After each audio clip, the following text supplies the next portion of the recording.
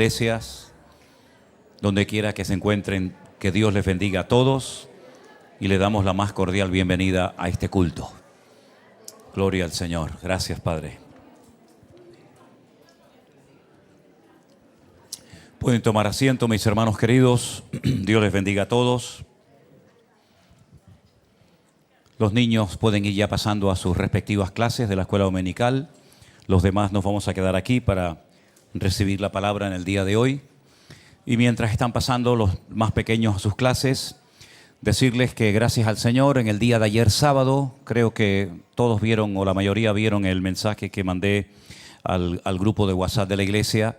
En el día de ayer se inauguró un nuevo local de culto en una ciudad de la Florida, en Estados Unidos, llamada Cape Coral, donde un grupo de hermanos que se han estado reuniendo durante un tiempo en una casa de un hermano, pues en este último congreso que tuvimos, estuvimos hablando de la posibilidad de alquilar un local y de comenzar también a tener reuniones allí. Y en el día de ayer, gracias al Señor, se celebró la inauguración de este nuevo local de culto. Pido que por favor estén orando por los hermanos que allí se van a comenzar a congregar. Y damos gracias al Señor que en este primer culto público, en esta primera reunión, estaba el pastor Alberto con su esposa, que como bien saben ustedes, los enviamos durante unos meses a los Estados Unidos hasta que ahora, el mes que viene de abril, pues ya vuelvan otra vez a atender, ¿no?, las iglesias que tienen también en Fuerteventura. Y en el día de hoy, la iglesia nuestra en Miami celebraba un año y también han cambiado de local. Tenían un local que ya pues estaba un poquito la gente apretada, un poco incómodo, y también les he mandado el vídeo de este primer año de aniversario, donde también estuvo Alberto en él. Así es que oren por estos dos lugares, que el Señor los bendiga, y por supuesto por todos los lugares, ¿no?, donde el Señor está levantando su obra. Parece que el Señor lo está haciendo al revés, o a lo mejor lo está haciendo al derecho. Éramos nosotros los que lo hacíamos al revés. Primero levanta la obra y luego llega el obrero. Antiguamente llegaba el obrero y luego se levantaba la obra, ¿no?, después de mucho esfuerzo. Hoy en día ya está la obra, está las ovejas, está el lugar, está todo, y oramos para que los obreros aparezcan pronto y el Señor los envíe. De hecho, el mes que viene ya saben que va a dar comienzo ya oficialmente la escuela bíblica para preparar obreros. Vamos a estar durante 3 meses, no yo todo el tiempo, pero una parte sí, en Alicante, en nuestra finca de Novelda, con el objetivo de preparar a personas. Y bueno, de ahí pues confiamos de que se levanten parejas, matrimonios, obreros, para atender las obras que tenemos, ¿no?, en diferentes lugares. Así que también les pediré en su momento que estén orando mucho por ese proyecto, que sin lugar a dudas va a ser muy importante, porque una gran necesidad que venimos observando desde hace mucho tiempo entre nosotros, entre nuestro ministerio, es la falta de gente preparada, la falta de obreros, y por eso hacemos un alto en el camino. Este año no vamos a hacer un congreso en España como hemos hecho en otros años, porque la prioridad de este año no es hacer otro congreso más, sino la prioridad de este año es enfatizar la preparación de obreros, y ya pues en su momento ya se harán otros eventos, si Dios quiere. Aún nos quedan eventos por delante.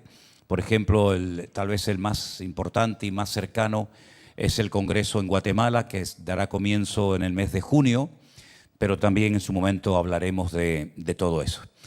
Hermanos queridos, Dios les bendiga a todos. Bienvenidos sobre todo a las visitas. Sé que esta tarde hay algunas visitas que están entre nosotros. Le damos un fuerte aplauso a las visitas y todos son bienvenidos en el nombre del Señor. Dios les bendiga a todos, hermanos. Amén. Vamos a orar un momentito para comenzar ya a prepararnos para recibir la palabra. Hay mucho material, hay muchas cosas que decir referente a estos temas que estamos tocando últimamente. El título de hoy es pasando por profecías, llegando a la esperanza, ¿no? De profecías a esperanza, porque las profecías en la Biblia no es como algunos las clasifican en profecías negativas y profecías positivas.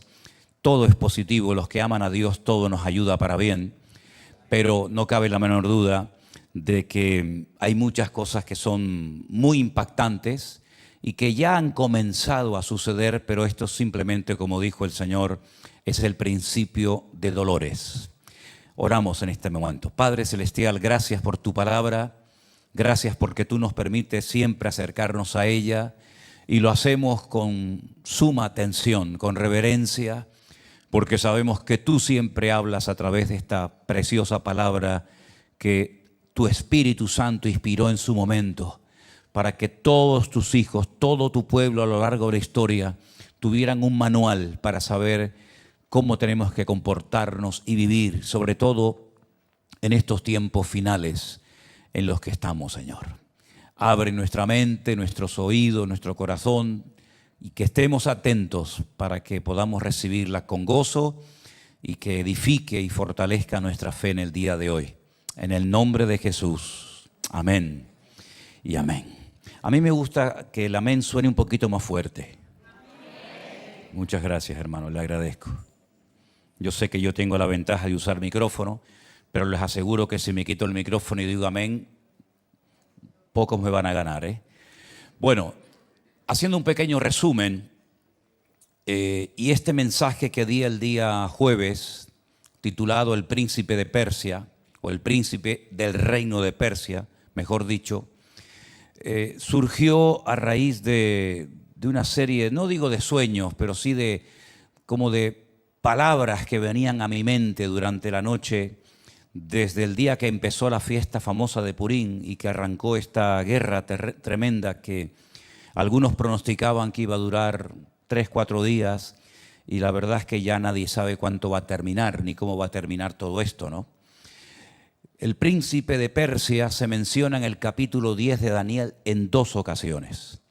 En el primer versículo se habla de un rey físico, un rey que se podía tocar, se podía ver, se podían oír sus palabras, un rey vaya de carne y hueso.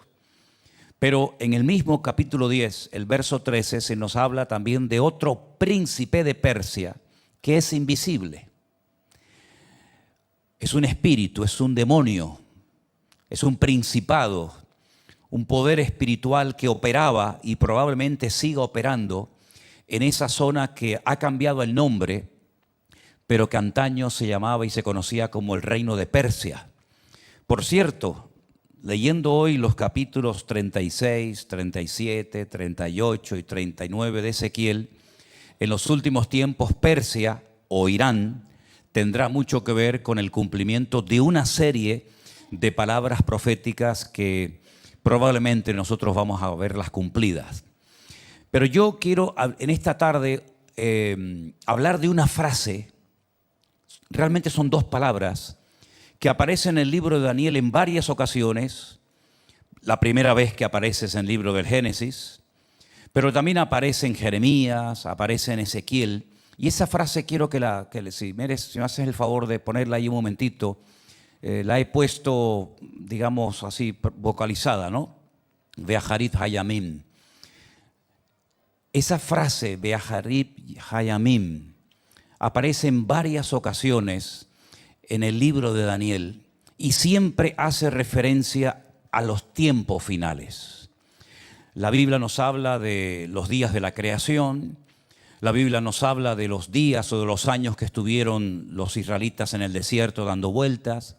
La Biblia nos enseña a contar los días para saber cuándo comienza y cuándo finaliza una fiesta. Pero la Biblia también habla de tiempos finales.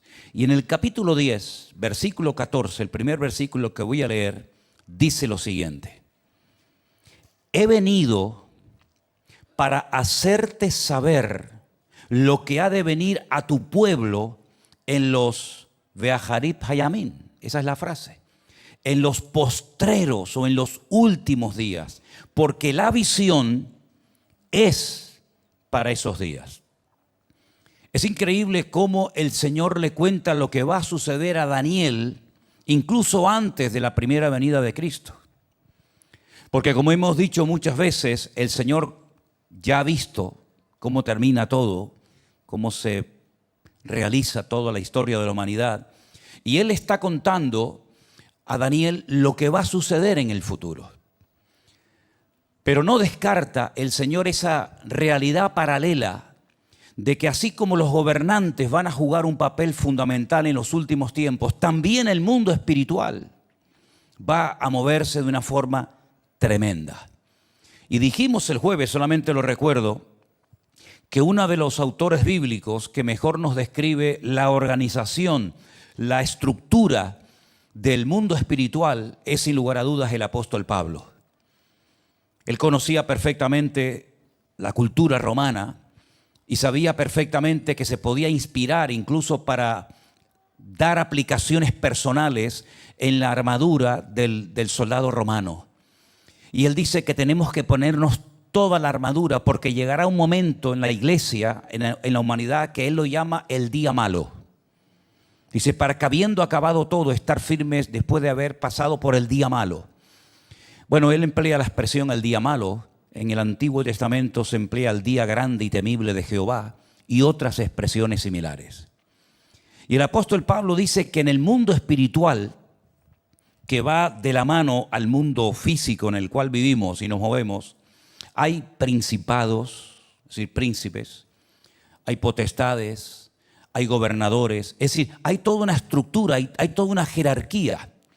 Ahora, a lo largo de la historia, casi desde el principio de los tiempos hasta hoy en día, el hombre, digamos la parte material o física, siempre ha querido echar mano del aspecto espiritual, pues para saber si iba a ganar o a perder una guerra, para saber si se iba o no a sanar de una enfermedad, para saber si iba a tener suerte o desgracia. Y ahí han salido todo tipo de agoreros, magos, astrólogos, adivinos, tarot, quiromancia, cartomancia y un montón de ciencias ocultas a las cuales el hombre ha echado mano y ha recurrido pues para saber en un momento determinado cómo le va a ir la vida. Y eso ha sido siempre así. Los egipcios tenían sus magos, sus astrólogos, sus adivinos, los babilónicos, los persas, los romanos, los fenicios, los cartagineses, todos siempre han estado un poco indagando, ¿no? Un poco buscando en el mundo espiritual respuestas a sus problemas actuales. Pero en los últimos tiempos las cosas van a cambiar.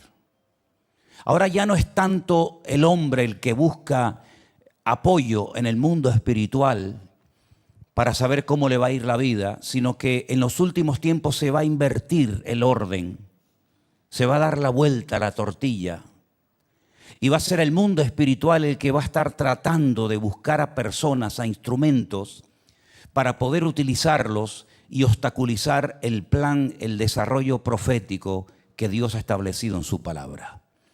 Y por eso este principado, este poder espiritual, se llama igual que el gobernante que estaba gobernando en ese momento, príncipe de Persia. Yo también soy príncipe de Persia. Pero así como él pelea contra soldados, contra sangre y carne, yo peleo en el mundo espiritual. Número uno, tratando de desanimar a los siervos de Dios. Número dos, causando angustia y preocupación en el pueblo de Dios, obstaculizando las oraciones, haciendo todo tipo de interferencias para que se interrumpa la oración y haciendo todo lo que está a su alcance para impedir que la palabra de Dios se cumpla. La pregunta es, ¿eso sigue actuando y sigue moviéndose así? ¿O eso era antes de Cristo en la época del Antiguo Testamento? Existen hoy en día poderes espirituales que intentan destruir familias, dividir iglesias, llevar a familias a la ruina. ¿Existe eso hoy en día, sí o no? Según vemos en la palabra de Dios, hermanos queridos, el mundo espiritual tiene también su agenda paralela a la agenda de Dios. Y el diablo no les quepa la menor duda que él sabe lo que quiere e intenta conseguirlo a pesar de que ya está sentenciado a muerte. Esta es la gran diferencia entre los poderes espirituales que se movían en el Antiguo Testamento, es decir, antes de Cristo, y el mundo espiritual en la actualidad después de la muerte y resurrección de Jesús. Que en el Antiguo Testamento Satanás campaba a sus anchas y cuando Dios, por ejemplo, le preguntaba ¿de dónde vienes? Dice, vengo de rodear la tierra, ¿verdad? Y estaba en el jardín del Edén, estaba en el desierto tentando a Jesús, estaba en la casa de Job molestándolo, etcétera, etcétera. Sin embargo, hoy en día, aunque su radio de acción sigue siendo el mundo, porque la Biblia lo llama el príncipe de las tinieblas, el príncipe del mundo, él es un condenado a muerte, pero está bajo libertad condicional. Es decir, ya no puede hacer lo que quiera, ya tiene unos límites y solamente puede llegar hasta donde nuestro Dios le permita que llegue. Ahora, los últimos tiempos serán tiempos, como dijo el Señor, Mateo 24, de guerras y de rumores de guerras, donde se levantaría en lo natural nación contra nación y en lo espiritual reino contra reino. Una cosa son las naciones, es una palabra completamente diferente a la que aparece para describir los reinos. Las naciones son los pueblos, las naciones que conocemos, que se van a enfrentar las unas con las otras, haciendo alianza, acuerdos, etcétera, etcétera. Y reino contra reino se refiere a la guerra, a la revolución que habrá y que haya en el mundo espiritual. Recuerden la frase típica que he dicho en muchas ocasiones, que todo lo natural es simplemente un reflejo de lo que está ocurriendo en el mundo espiritual.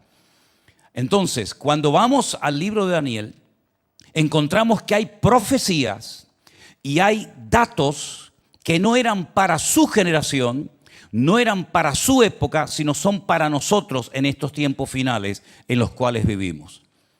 Dios se las dio a él, en muchos casos no las entendía, pero el Señor le dice, séllalas, escríbelas, aunque no las entiendas, enséñalas, porque son para los tiempos finales. De hecho, en el capítulo 12 aparece otra expresión, digamos, parecida, y es el tiempo del fin.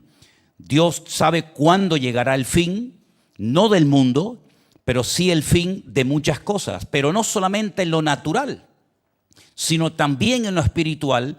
Muchas cosas que hoy en día existen y que usamos habitualmente dejarán de existir porque ya no serán necesarias. Por ejemplo, 1 Corintios capítulo 13 dice que ahora permanecen la fe, la esperanza y el amor, estos tres, pero el mayor de ellos es el amor. Llegará un momento que algo tan importante, un elemento tan imprescindible como es la fe, ya no será necesaria en el cielo. Ya no necesitaremos tener una esperanza de vida eterna porque ya viviremos y estaremos participando de la vida eterna, incluso de la amada oración. Algún día nos tendremos que despedir de la oración. Gracias por habernos acompañado, gracias por habernos ayudado durante tantos años, pero llegará un momento en el que tenemos que decirle a la oración, se acabó. Ya no necesitaremos orar porque entraremos en otro nivel, en otra dimensión de tipo espiritual, ¿verdad? Porque dijimos el jueves, lo recuerdo, que lo espiritual fue primero que lo material. No solamente existe la materia y lo que podemos sentir y ver y tocar y oler y contemplar, medir y pesar, sino que el mundo espiritual precedió al mundo natural. Los ángeles, los demonios, los serafines, los querubines, etcétera, etcétera, ya existían antes de la creación que Dios hace en Génesis capítulo 1. Ahora, lo que el Señor le está dando a Daniel es una revelación de lo que va a ocurrir en los últimos tiempos. Pero ya se lo había dicho también a un rey de carne y hueso llamado Nabucodonosor, Daniel capítulo 2, versículo 28, cuando Daniel le muestra, le revela la interpretación del sueño que ha tenido, aquella imagen de 4 materiales, oro, plata, bronce y hierro mezclado con barro, le dice, pero hay un Dios en los cielos, el cual revela los misterios. Y él ha hecho saber al rey Nabucodonosor lo que ha de acontecer en los postreros días. Ahí vuelve otra vez a aparecer la frase que estamos analizando en esta noche. Y aquí tu sueño y las visiones que has tenido en tu cama, y ahí le da la interpretación. Es decir, que no solamente el Señor le reveló a Daniel, su profeta, su varón, el hombre de Dios, lo que iba a acontecer en los últimos tiempos, sino que también a este rey pagano, rey de Babilonia, también le mostró una parte de la historia antes de que se cumpliera. Él vivía en el tiempo del imperio de Babilonia, imperio babilónico, pero ese imperio caería y de hecho cayó. Y entró en acción, entró en operación otro imperio formado por 2 naciones, los medos y los persas, y ese imperio también cayó, que fue dominado y conquistado por Alejandro Magno el griego, y ese imperio cayó y fue dominado por más de casi por 1000 años por los romanos, y todo eso se lo está revelando el Señor a través de un sueño a este rey pagano llamado Nabucodonosor. Pero no es el primer caso ni la última vez que Dios le revela algo a un inconverso. También al faraón. Al faraón en Egipto le dijo: has tenido un sueño, nadie se lo podía interpretar, y a través de José, él sabía perfectamente lo que iban a ocurrir en los próximos años. Aún no habían venido los tiempos de abundancia, aún no habían venido los tiempos de escasez, pero Faraón sabía lo que tenía que hacer, y por eso preparó a José y delegó en José y le dio toda su responsabilidad, porque el Señor le reveló a otro rey pagano, en este caso al faraón de Egipto, cosas que iban a ocurrir en los últimos tiempos. Es decir, no pensemos que solamente Dios está trabajando con la iglesia, con nosotros los creyentes. Dios está trabajando con el mundo entero, y la palabra dice que Él es el que quita y pone reyes. Así que en cierto sentido lo que estamos viendo en la actualidad y estamos viendo en la televisión y las personas que conocemos con nombre y apellido son en cierto sentido piezas en el gran puzzle, en el gran tablero donde Dios está llevando a cabo su plan profético. Si vamos al libro del profeta Ezequiel, un libro, por cierto, extraordinario, yo les recomiendo que lo lean, sobre todo los capítulos, ya digo, 36, 37, 38 y 39. En el capítulo 38 de Ezequiel, el verso 16, el Señor le dice a Ezequiel lo siguiente: y subirás contra mi pueblo Israel como nublado para cubrir la tierra. Será al cabo de los días. Ahí aparece otra vez la misma expresión, aunque en esta ocasión se ha traducido como al cabo de los días, Beaharit Hayamim, y te traeré sobre mi tierra para que las naciones me conozcan cuando sea santificado en ti, oh God, delante de tus ojos. Si ustedes ven el capítulo 36 del libro del profeta Ezequiel, se nos habla de una restauración futura de Israel. Ellos no estaban en ese momento en su país. Las tribus del norte habían sido arrasadas por el imperio asirio. Las tribus del sur, las únicas que quedaron, que fue Benjamín y Judá, habían sido sacadas del sur y llevadas al cautiverio en Babilonia. Pero el Señor habla de una restauración global, de una restauración nacional, tanto de lo que se conoce como las tribus del norte, Israel, como de las tribus del sur. Y para que él entienda la repercusión y el alcance y la realidad de esta unificación de las 12 tribus, le muestra una visión, que es lo que Luis ha leído en esta tarde. Le muestra un valle lleno de huesos secos, que son nada más y nada menos que todos los judíos esparcidos por todas las naciones de la tierra. Y dice la Biblia que no había ninguna esperanza para esos huesos. Eran huesos secos, no había en ellos vida, no había nada. Sin embargo, cuando el Espíritu comienza a operar, se convierten en un gran ejército, y ahí vemos dos restauraciones. Una que ya se ha producido. 1948 es el año que nacionalmente, como país, como nación, el pueblo, el Estado de Israel fue restaurado. Pero la restauración espiritual, lamentablemente, todavía no se ha producido.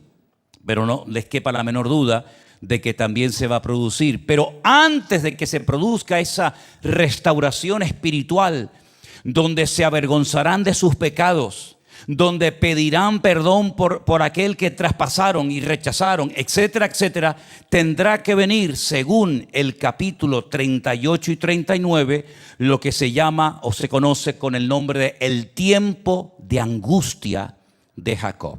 Es decir, va a haber una restauración nacional y una restauración espiritual. Pero antes de que se produzca esa restauración espiritual, ustedes van a tener que pasar por un periodo terrible de guerras, de angustia y de muchas cosas que me llevaría horas explicarles. Pero curiosamente en el capítulo 38 de este profeta Ezequiel se mencionan algunas naciones y algunos dirigentes del mundo que van a formar parte de esos instrumentos que Dios va a utilizar para presionar a Israel, para llevarlos al arrepentimiento. Porque el objetivo de todas estas guerras, el objetivo de todos estos ataques, el objetivo de muchas cosas que están ocurriendo es simplemente, digo simplemente entre comillas, poner de rodillas a Israel y que reconozcan que el único que les puede salvar es su Dios. Pero no solamente reconocer eso, sino reconocer que aquel que vino a dar la vida por ellos lo rechazaron y lo crucificaron, y llegará el momento cuando lo verán, harán gran lamentación, se arrepentirán, el velo de sus ojos será quitado, y entonces dice la Biblia, y todo Israel será salvo en aquel día. Capítulo 38 de Ezequiel, dice la Biblia, vino a mí palabra del Señor diciendo, hijo de hombre, pon tu rostro contra Gog, en tierra de Magog, príncipe soberano de Meset y Tubal, profetiza contra él. Todo lo que se dice en la Biblia de este personaje Gog, que puede ser un tipo del anticristo, siempre es todo en contra. Así ha dicho Jehová el Señor, he aquí yo estoy contra ti, oh Gog, soberano de Mesec y Tubal. Te quebrantaré y pondré garfios en tus quijadas y te sacaré a ti y a todo tu ejército, caballos, jinetes y todo equipados, gran multitud de paveses, escudos, teniendo todos ellos espadas, y ahí vuelve a aparecer Irán, pero con el nombre bíblico. Por eso Irán no va a ser destruida. Todo lo que estamos viendo en televisión, todos los ataques que está experimentando, puede ser que se calme el Medio Oriente por un breve periodo de tiempo, pero Irán no va a ser destruido en ningún momento. Porque si no, entonces la Biblia miente, porque en Ezequiel capítulo 38 dice que Persia o Irán, junto con Cus, son naciones de África, son países árabes, Fut con ellos y todos, Gomer y todas estas tropas, Togarma es Turquía, todas estas naciones se van a unir en los últimos tiempos y atacarán a Israel bajo la protección o bajo el mando de Gog, que es un líder que logra aglutinar a más de 200 millones de soldados. Hay más datos sobre esta guerra, es la famosa batalla de Armagedón. Zacarías capítulo 14 nos describe qué tipo de armamento se va a utilizar, qué va a pasar con ese armamento, cuántos van a morir, cuánto tiempo se va a estar enterrando cadáveres, etcétera, etcétera. Es decir, que si alguno piensa que este mundo se va a arreglar en los próximos días, semanas o meses, permítame echarles un jarro de agua fría encima y decirles que esto no lo va a arreglar absolutamente nadie, porque el único que puede poner paz en la tierra es el príncipe de paz, que es el Señor Jesucristo. El hombre intenta con sus bombas y con sus aviones y con sus amenazas y con sus historias, intenta normalizar la situación, pero simplemente lo que está haciendo es colaborar con Dios para lo que se avecina, porque lo que estamos viendo no es ni la punta del iceberg de lo que le viene no solamente al Medio Oriente, sino a Europa también. Ya se está hablando de que hay misiles de largo alcance que pueden llegar incluso a ciudades europeas como París, Roma, etcétera. Pero la palabra de Dios nos enseña que el mundo espiritual cambiará de tal manera que los millones de demonios que están en Europa se van a alterar y a revolucionar de tal manera que el mundo será un auténtico caos. Y la Biblia dice que el que permite todo esto y el que lleva a estos millones de soldados a Israel, que llegan, como hemos leído en estos días, en Ezequiel 14, Zacarías 14, hasta el mismísimo monte de los olivos, y allí llega y muere el anticristo. La Biblia nos enseña que el que mueve y permite todo esto es nada más y nada menos que Dios. No es el diablo el que hace lo que le da la gana, Es Dios el que está a punto de decir, basta, se acabó. Se acabó. Habéis destrozado mi mundo, mi planeta lo habéis convertido en una cueva de ladrones y ahora me toca a mí mostrarles a ustedes mi poder y mi autoridad y todas las naciones de la tierra reconocerán que Él es el único rey, que Él es el dueño de la tierra y que Él quita y pone reyes y que el único que puede poner orden, no solamente a título personal en nuestras vidas y corazones, sino a nivel mundial, es nuestro Dios. La gran batalla es la que hace que todas las guerras se terminen de una vez para siempre. Pero todavía quedan muchos detalles por cumplir. Pero esta restauración espiritual de la cual estamos hablando, ya también nos habló Jeremías en el capítulo 30. Léanlo entero, es un capítulo extraordinario. Y en el capítulo 30, el Señor les está diciendo a Israel todo lo que les va a pasar. Todo lo que les va a suceder por su rebeldía, por sus pecados, por su soberbia, etcétera, etcétera. Y al final, cuando ya les ha descrito todo lo que va a suceder, en el último versículo del capítulo 30 de Jeremías, dice Dios lo siguiente: no se calmará el ardor de la ira de Jehová hasta que haya hecho y cumplido los pensamientos de su corazón. Es decir, hasta que Dios no esté, digamos, satisfecho y diga, ya está hecha la obra, no va a parar. Y eso va a ser en el fin de los días. Otra vez vuelve a aparecer la frase, Ajarei Hayamim, en el fin de los días entenderéis esto. Es decir, hay cosas que van a ocurrir a lo largo de un periodo de tiempo que la gente no va a entender absolutamente nada. ¿Por qué está pasando lo que está pasando? Y mucho menos ellos. Pero la palabra de Dios nos enseña que ellos llegará un momento en el fin de los días. Hay otro capítulo impresionante que es el 12 de Daniel que dice que cuando ya no puedan más, cuando ya se les hayan acabado las bombas, los misiles, cuando se les hayan acabado las fuerzas, entonces en ese momento el pueblo santo, el pueblo de Daniel, que era el pueblo de Israel, reconocerá que el único que les puede ayudar y salvar del exterminio total y absoluto es el Dios de Abraham, de Isaac y de Jacob. Y dice Jeremías, y al fin, cuando ya haya pasado la tormenta, cuando ya todo haya sucedido conforme a la palabra de Dios, entonces en el fin de los días es cuando van a entender por qué han ocurrido todas esas cosas. Así que si leemos las profecías, si las ponemos todas encima de la mesa, que son un montón, encontramos en primer lugar que se tiene que producir, y es lo que marca el inicio, la cuenta regresiva, la restauración nacional de esta gente. La restauración nacional de un país que hace 70 años no existía. Hace 70, 71 años, este país llamado Israel no existía. ¿Dónde estaban? Bueno, estaban en Rusia, en América, en Jamaica, en África, en todas partes del mundo. No existía un país llamado Israel. En mayo de 1948, para asombro de las naciones de la tierra, surge, entre comillas, de las cenizas un país pequeño llamado Israel. Y desde ese momento hasta el día de hoy no ha habido prácticamente ni un día de paz. Han sido una guerra y otra, cuando no es con unos es con otros, y cada vez es como los dolores de parto, cada vez serán más prolongadas y más dolorosas. Y no es que yo sea un experto en dolores de parto, ni mucho menos, pero es el ejemplo que pone la Biblia.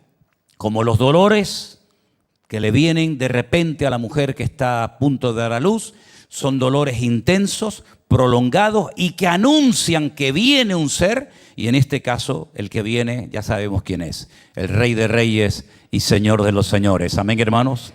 Cuando se produzca esa restauración nacional, queda un aspecto fundamental que es el reconocimiento por parte de este pueblo ya establecido en su tierra, el reconocimiento de Jesús, al que le hemos cantado Yeshua HaMashiach, el reconocimiento nacional por parte de los políticos, por parte de las autoridades religiosas, civiles, militares, etcétera, etcétera, el reconocimiento nacional de que Yeshua es el Mesías de Israel.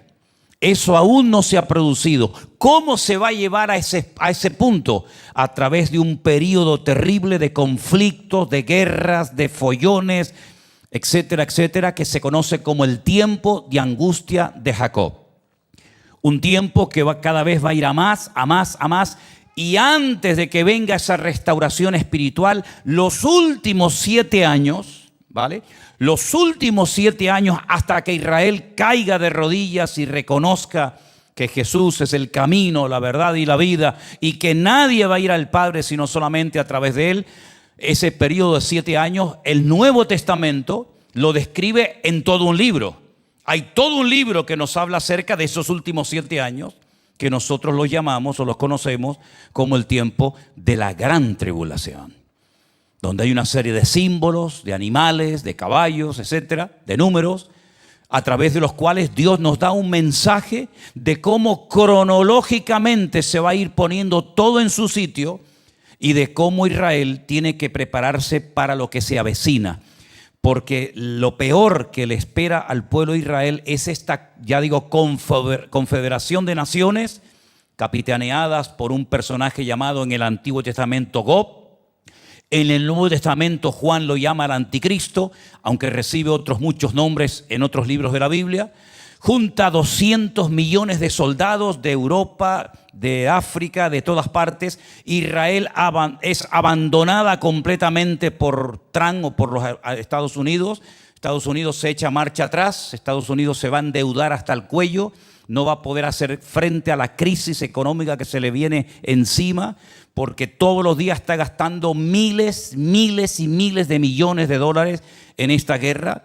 Recuerden que, por ejemplo, Irán han sido capaces de hacer ellos mismos de una forma, entre comillas, vamos a hacer así, casera, un tipo de armas que les salen muy económicas, muy baratas, pero que por el contrario, tanto a Israel como a los Estados Unidos le cuesta una fortuna interceptar un pequeño avioncito que te puede tirar un edificio abajo, y ese misil que lo intercepta vale muchos millones de dólares.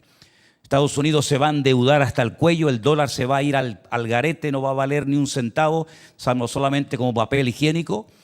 Estados Unidos se echa para atrás, y es entonces Israel cuando se ve totalmente sola. Ya no tiene apoyo.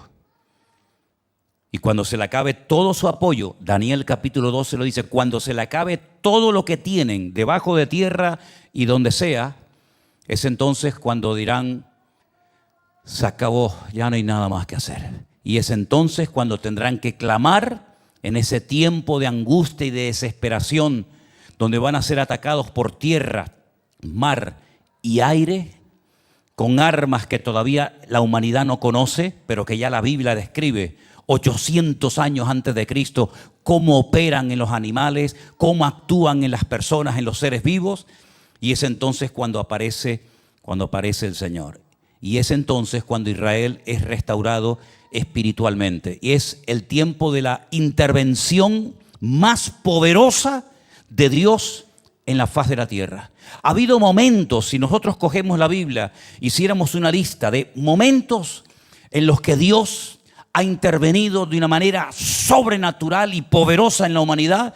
Hermanos, yo creo que nos faltarían libretas.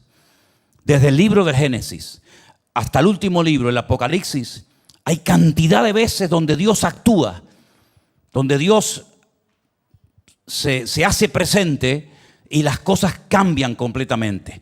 Pero la intervención más poderosa y a nivel mundial de Dios, sin lugar a dudas, va a ser en esa famosa batalla de Armagedón, donde he llevado en montones de ocasiones a miles de personas para que vean el famoso valle de Armagedón o el valle de Meguido, donde se va a llevar a cabo una batalla tremenda, donde millones de personas perderán la vida.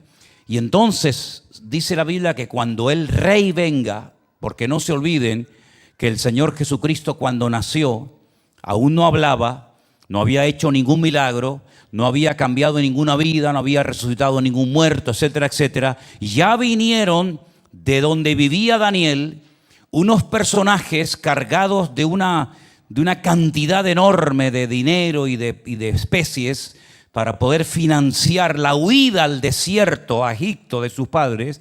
Y dice la Biblia que ellos habían sido guiados milagrosamente porque venían a adorar al rey de los judíos. ¿Quién les había dicho que ese niño era o iba a ser algún día el rey de los judíos?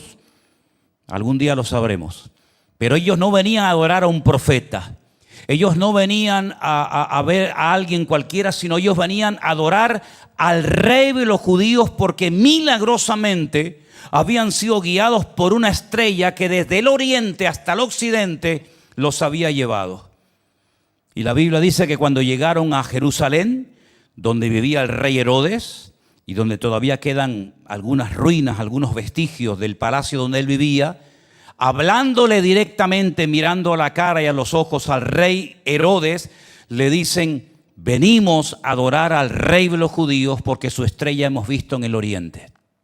Ellos sabían que ese rey que tenían delante, de carne y hueso, títere puesto por los romanos, no era el verdadero rey del cual hablaban las profecías del Antiguo Testamento.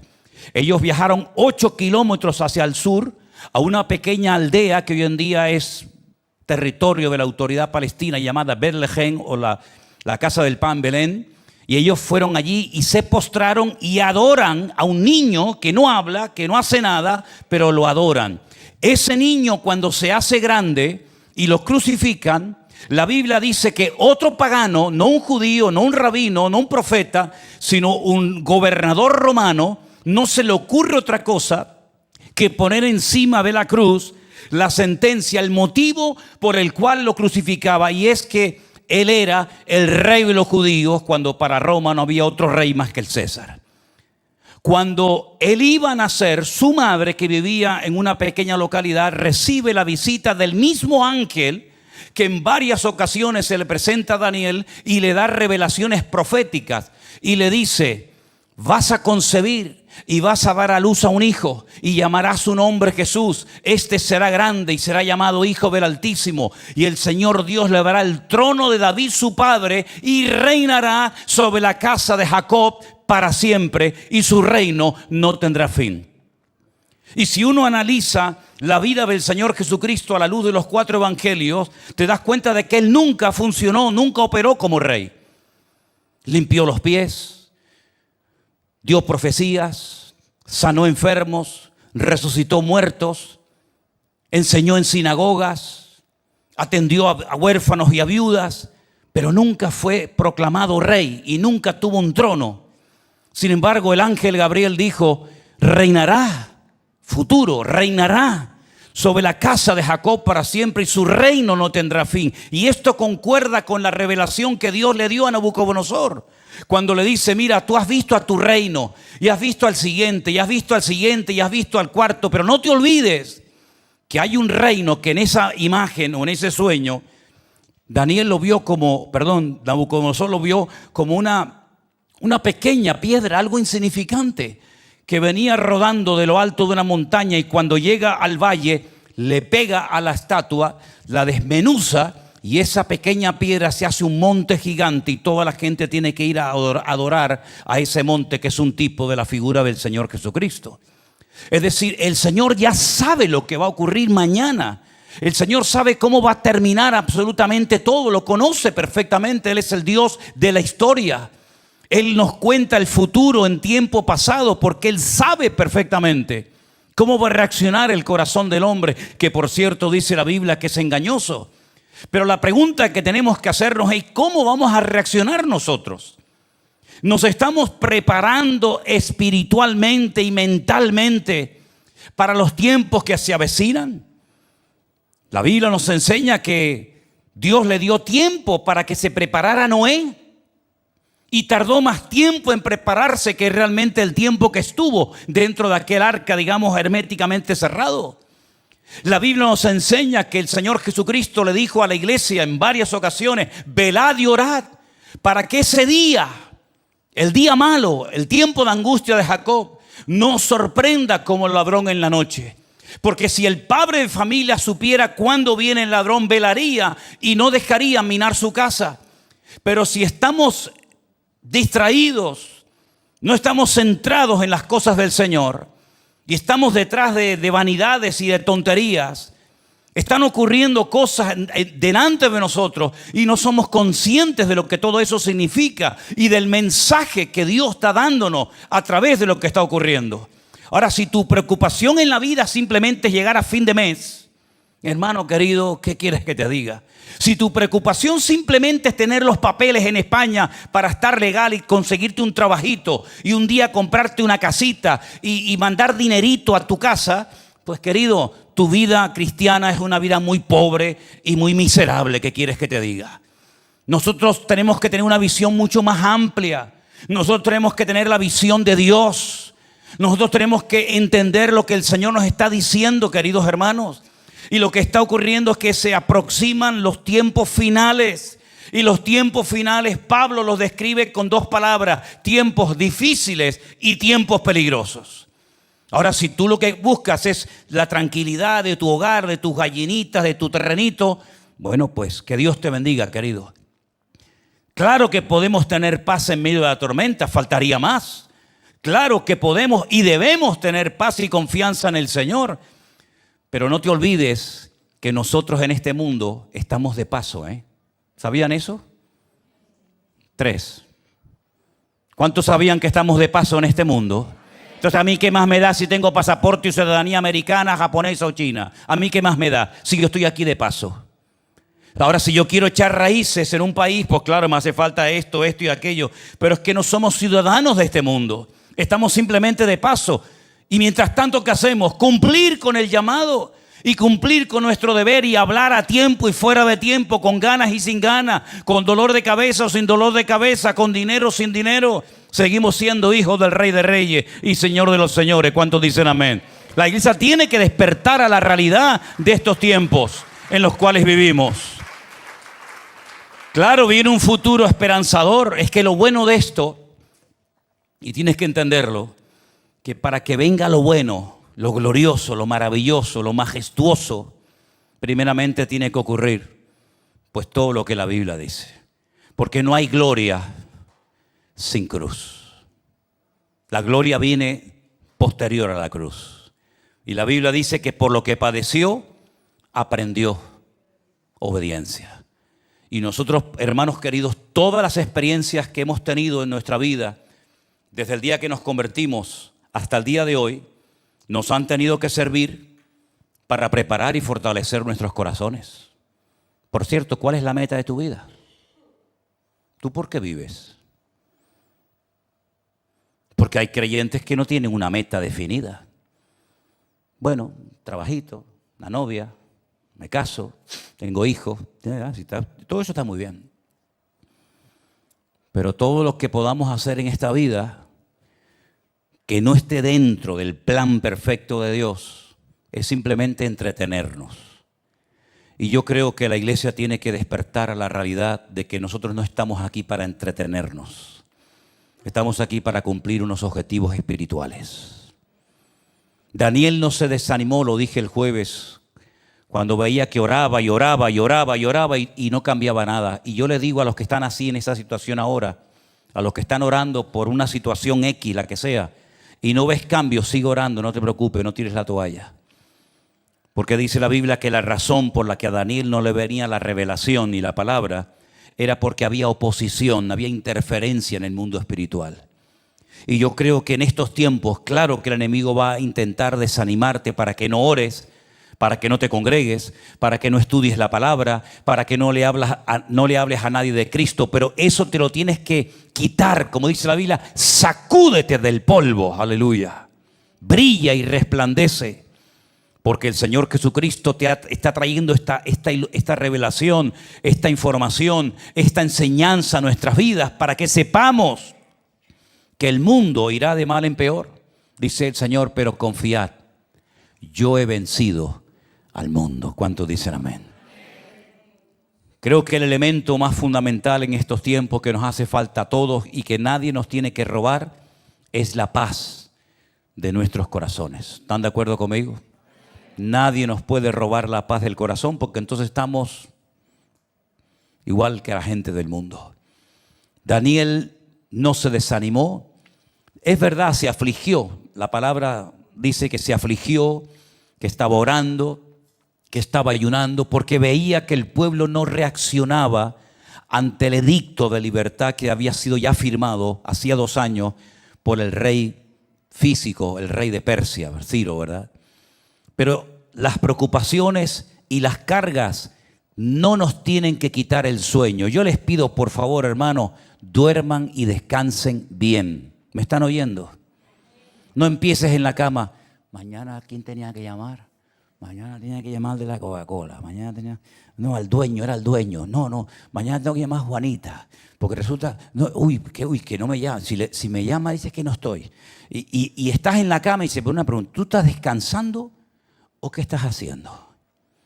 ¿Tú tienes a un marido así, hermana?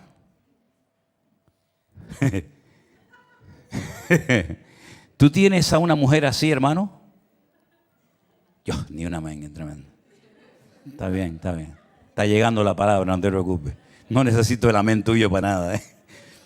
Pero si tienes a alguien así a tu lado y dices, te quieres callar ya, vea. Estate quietito ya. Déjame dormir. No, pero es que mañana resulta que me dejes tranquilo. Que el mañana no existe, que a lo mejor no nos despertamos mañana. Que nos vamos esta noche con el Señor. En otras palabras, hay que alimentar la paz y no alimentar los nervios. Porque la respuesta a tu oración a lo mejor viene durante la noche. ¿No te das cuenta, hermano? ¿No te das cuenta que tú has orado muchas veces por lo que estás esperando? Y que en algún momento... A lo mejor cuando menos te lo esperes, vendrá la respuesta a tu oración. Entonces tú esta noche duerme tranquilo, tranquilo. Que ronca, te vas al sillón de la sala, no pasa nada. Déjalo tranquilo. Si roncas, que está durmiendo bien. Tú preocúpate cuando no ronca. Cuando no ronca, cuidado, porque no está durmiendo. Y a la mañana siguiente, cuando te levantas, ¿qué tienes que decir? Gracias, Señor, por este nuevo día.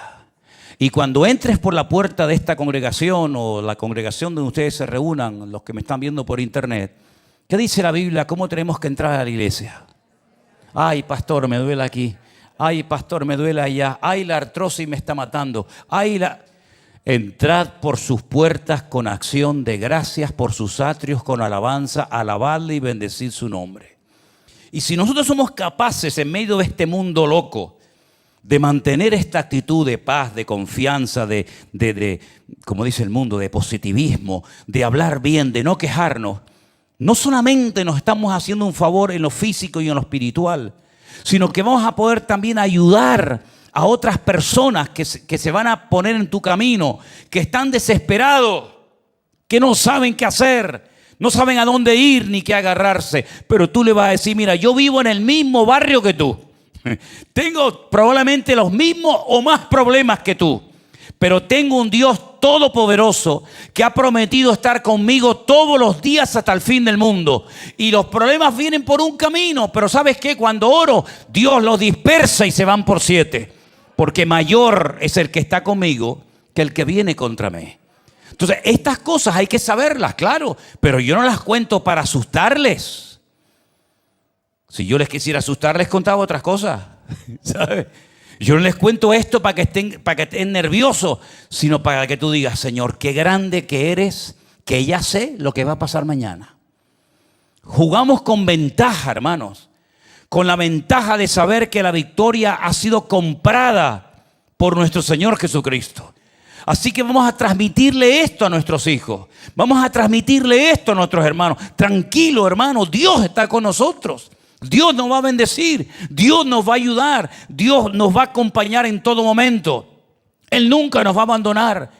¿O es que acaso en los días de la pandemia, ustedes no se acuerdan cómo nos cuidó el Señor? Porque perdonen que les diga esto, perdonen que se me ofenda a algunos, pero algunos cuando vinieron a la iglesia después de la pandemia, casi no cabían por la puerta. Porque yo no vi a nadie anoréxico, yo no vi a nadie flaquito. Al contrario, yo vi a algunos y algunas que estaban bendecidos. Estaban en plena pandemia. ¡Qué terror! El mundo, el fin